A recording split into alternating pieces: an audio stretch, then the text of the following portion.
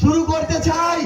বর্তমান বাংলাদেশের বিএনপি সরকারের অসংখ্য মন্ত্রণালয়ের প্রত্যক্ষ এবং পরোক্ষ দায়িত্বপ্রাপ্ত মন্ত্রী আমাদের প্রিয় ভাই জনাব সালাউদ্দিন আহমেদকে দিয়ে।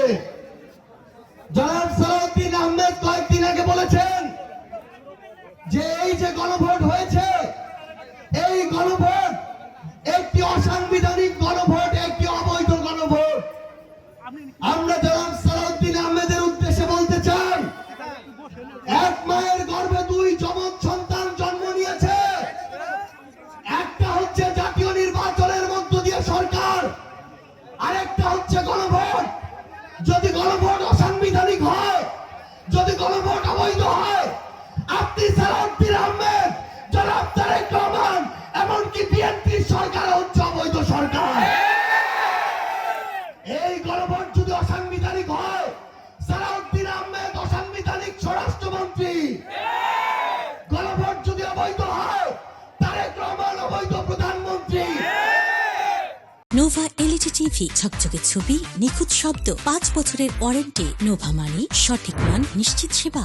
আমরা স্পষ্ট করে একটি কথা বলতে চাই, আগামীর বাংলাদেশে কাউকে ছেড়ে দেওয়ার রাজনীতি আর আমরা করব না।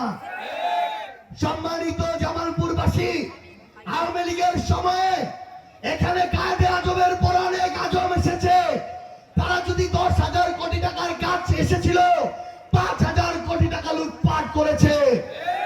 তারা নদী দখল করে তাদের নামে বিশ্ববিদ্যালয় করেছে।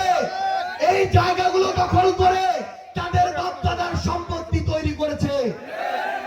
এখন আমাদের সময় এসেছে সেই অভ্যুত্থান পরবর্তী বাংলাদেশে আর যেন নতুন কোন আজম তৈরি না হয়, আর যেন নতুন কোন চাঁদাবাজ তৈরি না হয়, আর যেন নতুন কোন সন্ত্রাস তৈরি না হয়। আমরা আপনাদেরকে কিছু স্পষ্ট কথা বলি, বিএনপি আমাদের সাথে অভ্যুত্থানে ছিল, তারা বিগত 17 বছর নিপীড়িত ছিল। আমরা শুধু সমালোচনা করার জন্য সমালোচনা করতে চাই না, কিন্তু আমরা যখন দেখি খাল খননের নামে খাল থেকে বালি লুটপাট হয়, মাটি